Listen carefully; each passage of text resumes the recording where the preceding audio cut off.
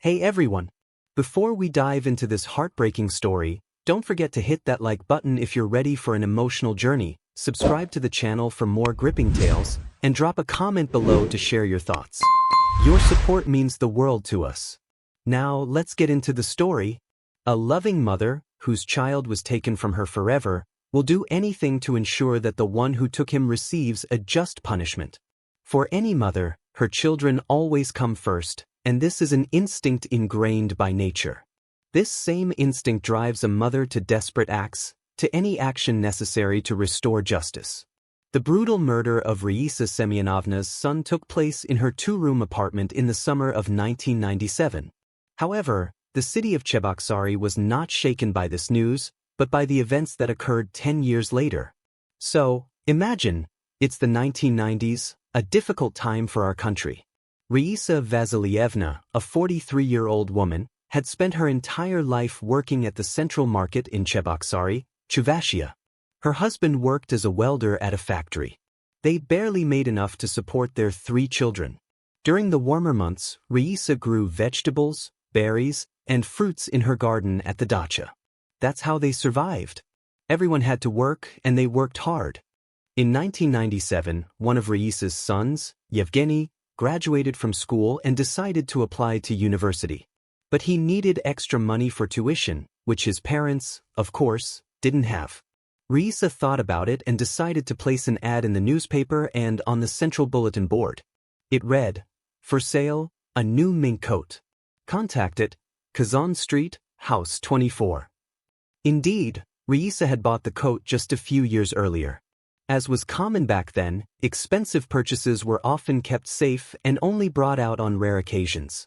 On August 16th, 3 friends came to visit 16-year-old Yevgeny, Raisa's eldest son, Stanislav Karin, Grigoriev, and Nikoliev. They were well acquainted with Genya, Yevgeny, as they all attended the same school. The boys didn't come just to hang out. A few days earlier, they had seen his mother's ad about selling the expensive coat. The thing is, this group of teenage boys loved to drink and party, and they needed money for alcohol. This time, Karin came up with a plan. Under the pretext of playing video games, they would go to the apartment and take the coat. At that moment, no one was home except Yevgeny. His sister and parents were away. His sister was visiting her grandmother, and his father and mother were at work. Yevgeny didn't expect any trouble, as his parents knew Karin and his friends, even if they didn't approve of their son's company.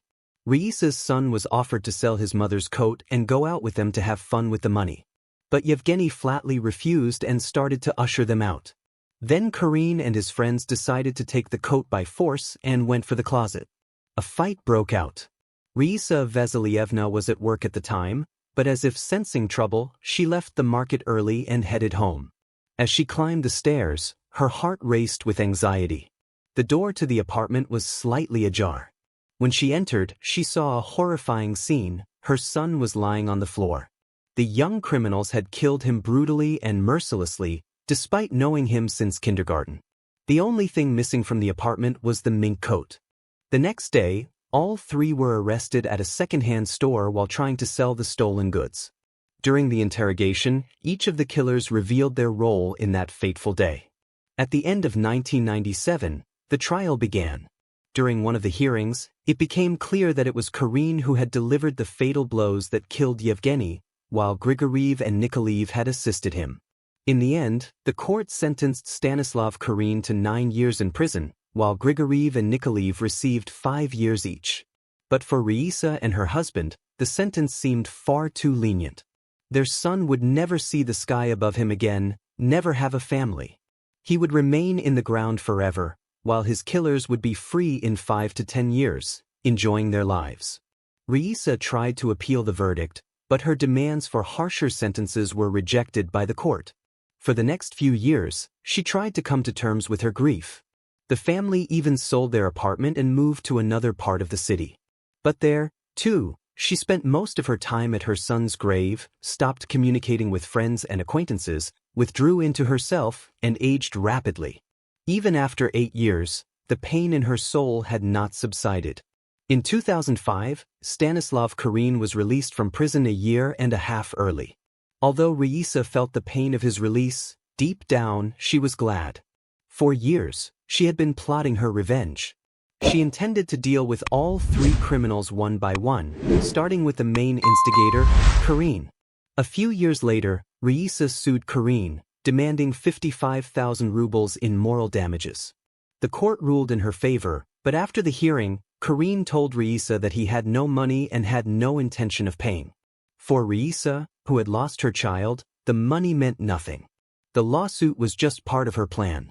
When she met Karine face to face, she warned him that he would pay for her son's death, but not with money. Over the next 2 years, Raisa Semyonovna meticulously prepared for the attack. Her plan for revenge was thought out down to the smallest detail.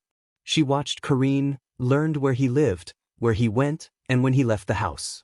She knew that he had recently had a daughter, but the presence of a family didn't stop her. Slowly but surely she moved toward her goal.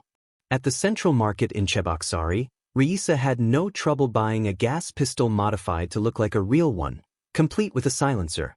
She made her first attempt to kill Karine on May 3, 2007. But his young daughter was unexpectedly with him. Raisa's conscience wouldn't allow her to take a father's life in front of his child. She decided to wait for the next opportunity. A few weeks later, as Karine was walking to his garage, Raisa finally carried out her plan.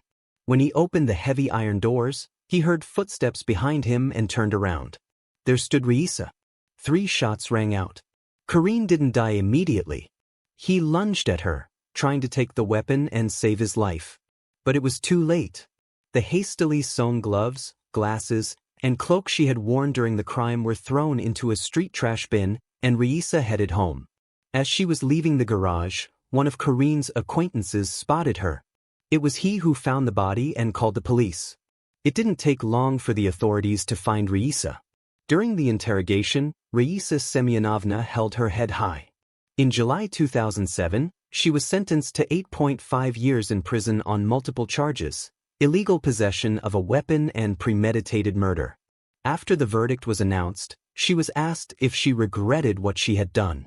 She replied, "No, I don't regret it. It's like a weight has been lifted from my soul. God sees everything. They'll all die anyway. And do you know that Karine left behind a wife and a little daughter? I feel sorry for that girl, but you shouldn't have children with a murderer. She made her choice and I made mine. If they hadn't caught me, Grigoriev and Nikoliev would have been next." Raisa served her full sentence in a strict regime colony and was released in the summer of 2015. No one knows how she lives now or where she is. If this story moved you, don't forget to like, subscribe, and comment below. Let us know what you think about Raisa's actions. Was her revenge justified? Your engagement helps us bring more stories like this to light. Thanks for watching, and see you in the next video.